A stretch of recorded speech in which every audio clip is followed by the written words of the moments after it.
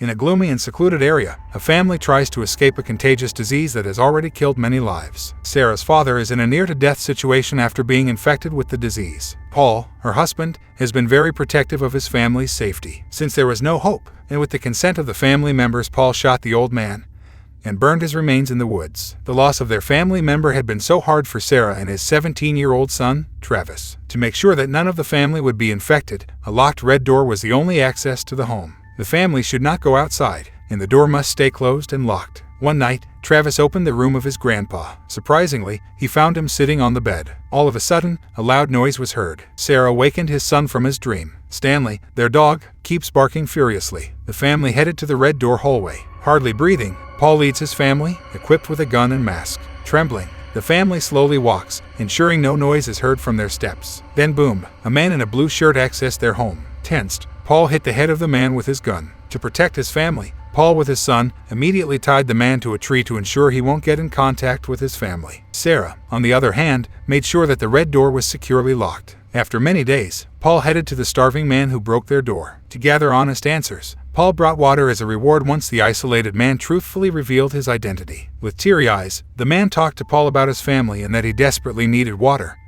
That's why he broke the door, which he thought was abandoned. Touched with the man's story, Paul lets the man drink water. The more people we have here, the better we can defend it, Sarah said with encouragement, as she suggested Paul gather the man's family in their home instead of letting him go. Paul agreed as he recalls that the man owns animals which can also be a food source for his family. After coming up with a plan, Paul released Will. Equipped with the needed supplies, they worked as a team while traveling in the unsafe areas to rescue the other family. A few miles away from their home, a gunshot was fired from their car, causing it to crash in the woods. Paul rolled under his vehicle and shot the unknown armed guy. Days passed, and Paul successfully returned home, bringing the whole family of Will. Sarah welcomed the rescued family Will, while protective Paul immediately sets house rules for everyone's safety. He reminds everyone to never go out at night. It includes the most crucial rule of Paul's family: the red door stays closed and locked. Since that day, Paul, Will, and Travis seemingly develop companionship. This goes similar to the women of both families, Sarah and Kim, who gets along well at home. One night, Travis woke up in bed seeing Will's wife, Kim, slowly sitting on top of him. Kim passionately kissed Travis. Travis, with his eyes open, was shocked by the gushing blood flowing off Kim's mouth. With heavy breathing, Travis woke up and realized that he was dreaming. With his lamp on, Travis walked downstairs to the kitchen as he was troubled with his thoughts. There he found Kim sitting, who also couldn't sleep. The two had a random conversation, and Travis started to share that he has had bad dreams for a while. Kim eagerly hears Travis's condition and stories. The two enjoyed talking until Travis suddenly felt tensed when Kim asked his age. The next day, the three males did their routine outside. Paul saw Travis staring at Kim, leaving him a reminder not to trust anyone other than his family. A little while, Stanley, the family's dog, barks out of nowhere, facing the woods. Stanley continues growling, leaving Will, Paul, and Travis concerned. Despite being tied, Stanley managed to escape and headed to the dark forest. Out of panic, Travis hurriedly followed Stanley, shouting. The 17-year-old boy continuously searched for Stanley in the woods. Travis heard a noise. He stopped and aimed his gun. The area was left with absolute silence. He could no longer hear Stanley's bark. Before Travis is about to fire his gun, Paul and Will find him.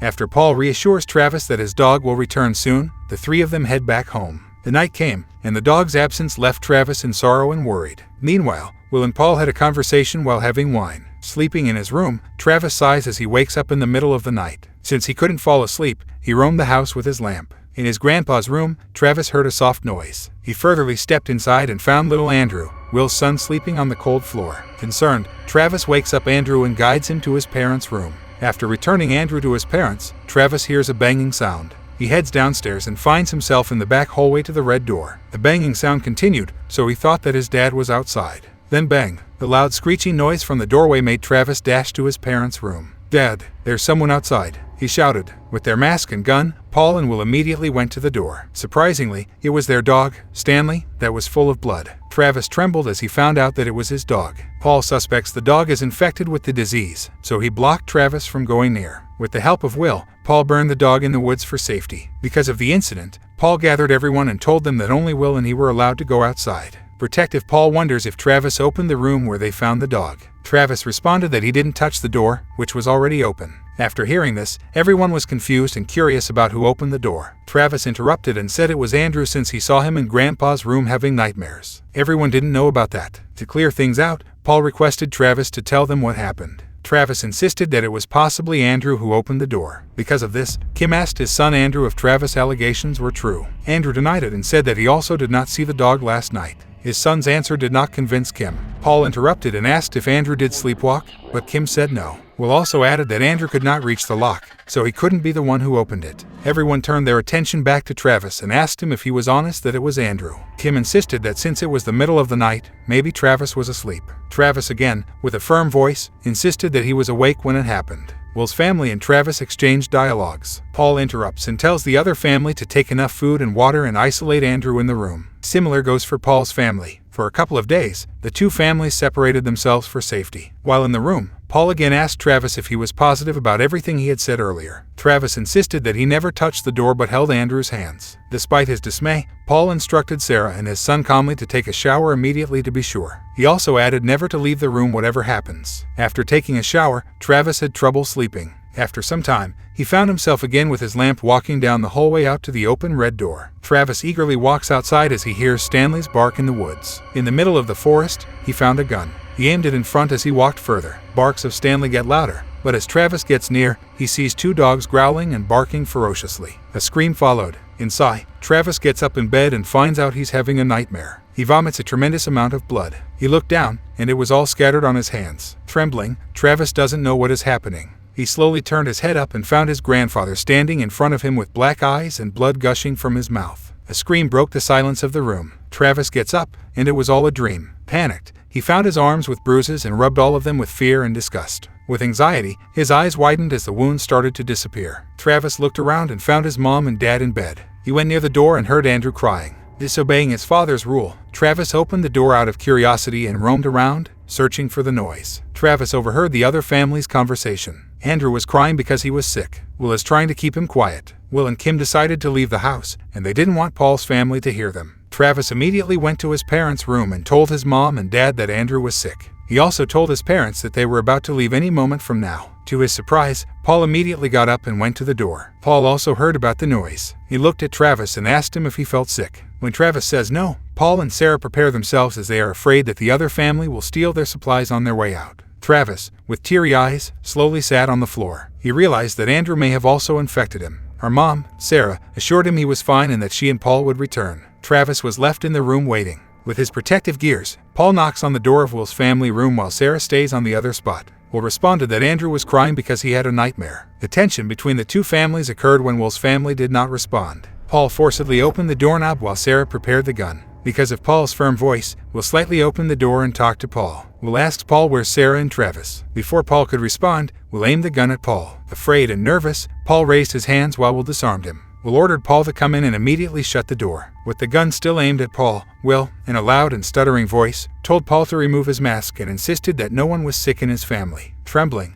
Paul released his mask and stayed in the corner. In a serious tone, Will sighs as he thanks Paul for everything. It was also at that moment that he revealed to Paul that their family would be leaving. With fear, Paul stays quiet as he sees Will's family carrying all their supplies. Paul couldn't do anything but follow Paul's orders. Will told his wife to go ahead of him. Will walks outside of the room while still aiming his gun at Paul. Upon heading out, Sarah aimed his weapon at Will. Kim screams as she sees Sarah with a firearm. Sarah, on the other hand, told Will to give Paul his gun back. Paul declined and said he wanted everything to be fair for both families. He added that to end everything peacefully, he and Sarah should put down their guns together. On a count of 3, both of them had their weapons down. Will, in a firm voice, asks Sarah to let him and his family out without shooting him. Sarah refuses to answer Will's request. Meanwhile, as Will pleads with Sarah, Paul hits his head hard. Sarah, on the other hand, followed Kim and Andrew. Meanwhile, Travis in the room was crying and afraid as he heard all the screams brought by the commotion. Paul tied Will and beat him up in front of his family. Kim, Will's wife, in a crying voice, pleaded just to let them go.